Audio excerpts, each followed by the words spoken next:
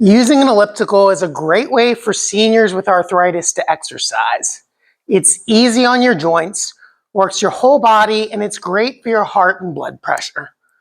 You can also burn a lot of calories, which helps you manage weight and blood sugar.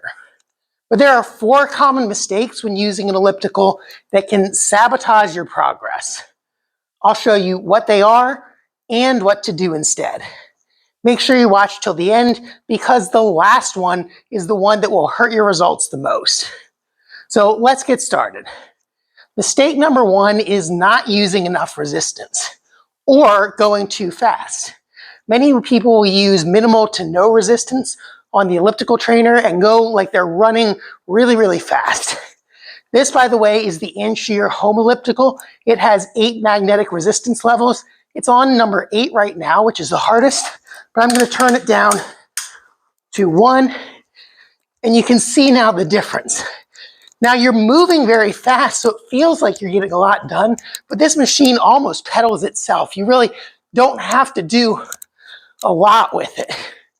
So it's better to slow down just a little bit, and even if you don't put it all the way up to the maximum resistance, put a little bit of resistance on so it makes it a little bit harder to pedal. You might have to slow down, but your muscles will actually get a better workout, and your heart will probably get a better workout as well. So that's mistake number 1. Mistake number 2 is putting your feet too close to the front of the pedals like I have them right now and lifting your heels up. Now when you have your feet very close to the front of the pedals and you're kind of coming up on your toes, lifting your heel like you would when you're pushing off when you're walking, that makes this a very quadricep dominant exercise, meaning as you're pushing down into knee extension, knee extension, knee extension. And extension, by the way, means going from a bent knee to a straight knee. So this becomes a very quadricep dominant exercise. Now that's okay if that's what you're going for. But when you're walking or when you're running, realize that you're actually pushing off the back leg, which is hip extension and ankle plantar flexion. So you're using your glutes and calves to drive you forward. You're not pushing with your quads quite so much.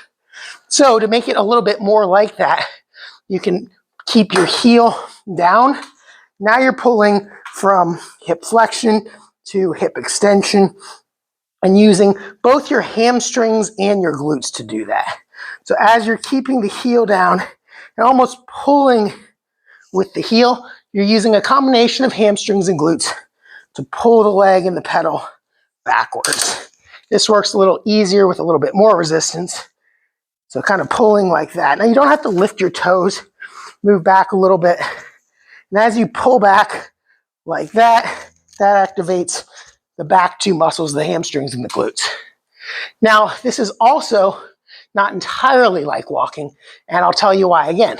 Remember I said we push off going from neutral to behind us, whereas when we're pulling with the heel, we're actually pulling like this.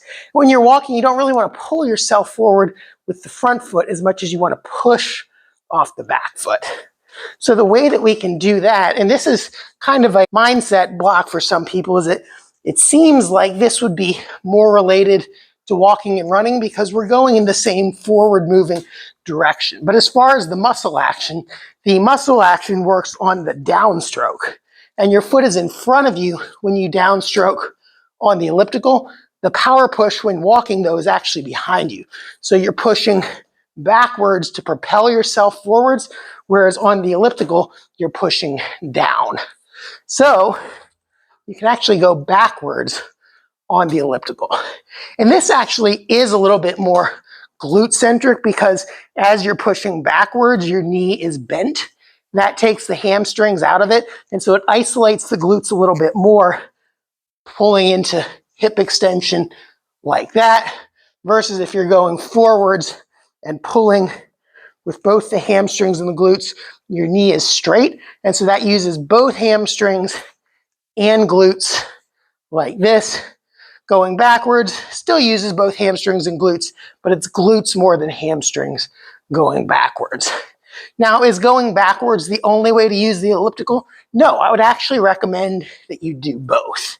Is pushing off your toes and keeping your feet close to the front of the pedals. Is that wrong? No, working your quadriceps is a great exercise as well. But you want to mix things up. So again, just to review those, if you keep your feet close to the front, up on your toes, letting the heel come up, this works your quadriceps a little bit more. If you move a little closer to the back of the pedal, push backwards like this, and going backwards, this works your glutes a little bit more. We're actually pedaling backwards now. If we go forwards, but are pulling, this works hamstrings and glutes. And another nice thing about going backwards is as you come into this downstroke back here, you actually get a really nice stretch on your calves if you think about keeping your heel down.